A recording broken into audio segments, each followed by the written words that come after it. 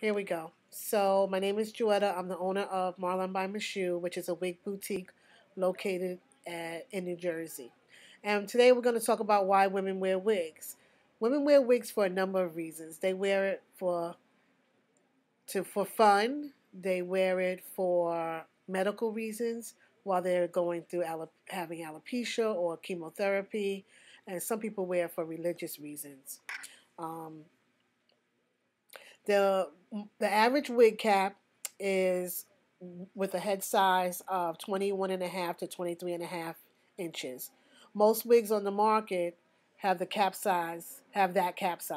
So if you wanted a petite cap, um, it would measure a less, and I think I have it up there on the screen. It measures less, so that would be a petite cap. And then they also make them large. Um, Being in the business as long as I've been in it, very few people have petite, but when it's a petite cap, you know it. There'll be excess room in the cap, and you'll see that piece moving.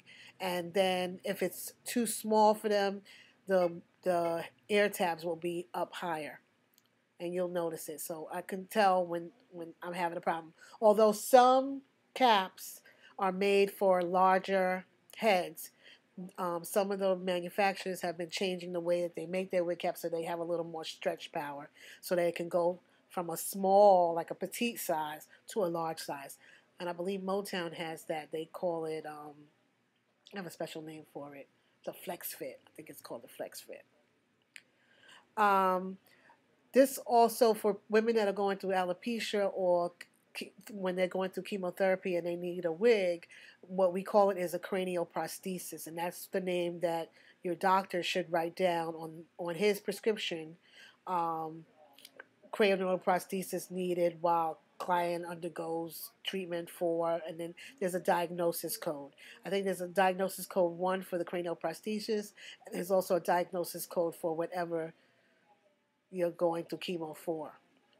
So you want to make sure that you have the prescription, and then when you go to the store, the wig store, the salon, or wherever it is you're going to get your wig at, on the receipt they need to write um, cranioprosthesis on the receipt. If they call it a wig, you won't get reimbursed. You have to use that medical jargon, and that is uh, cranioprosthesis. And you send both of those things into your insurance.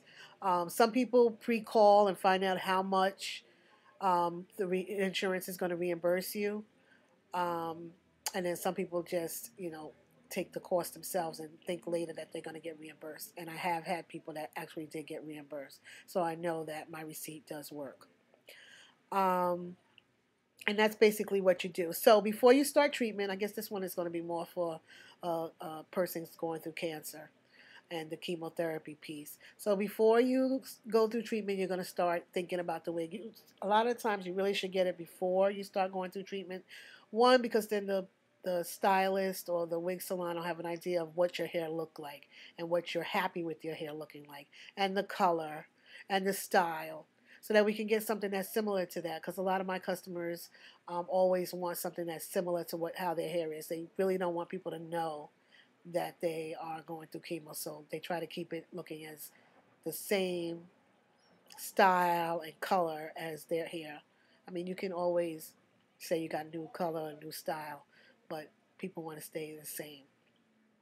So you're going to visit a wig store, or you're going to you're going to talk to your hairstylist, because a lot of people have their own hairstylists, and some of your hairstylists might be quite uh, informative about where you could go and get a wig, or their experiences with wigs. So that's always a good place to start.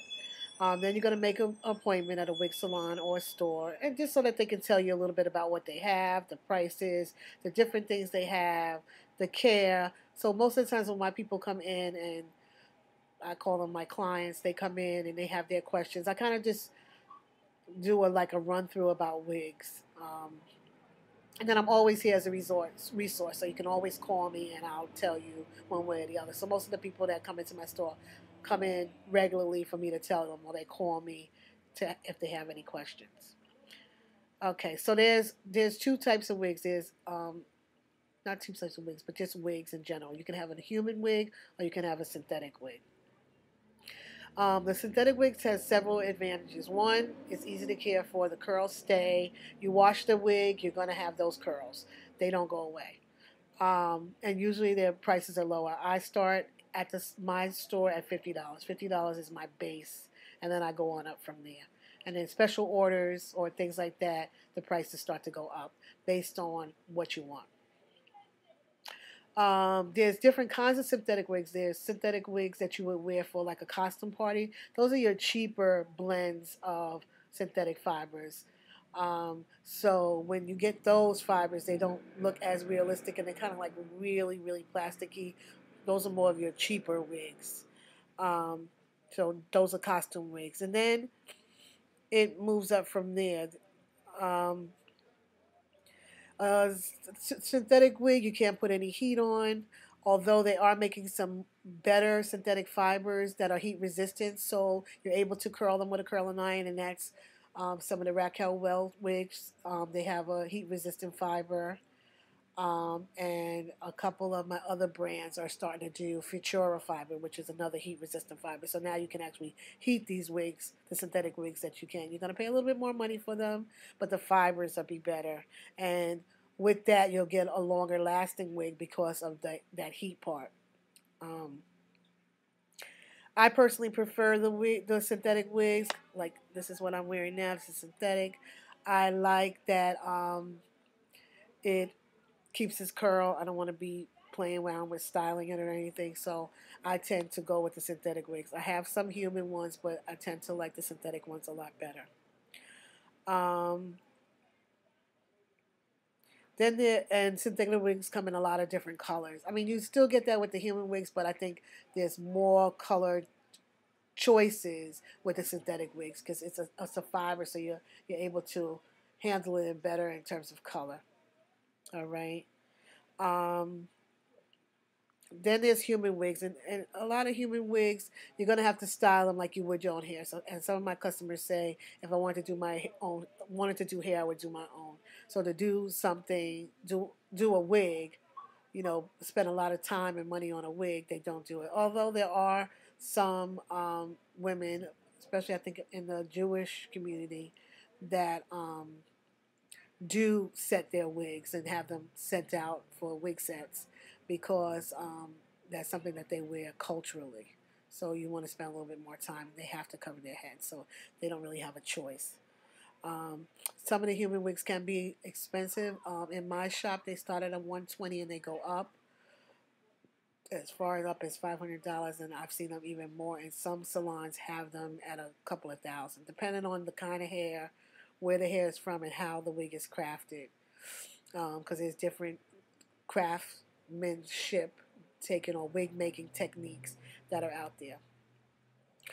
There's a standard weft, and this weft is a basic cap style wig. It involves um, different things. Hello. Hi, how are you? I'm good.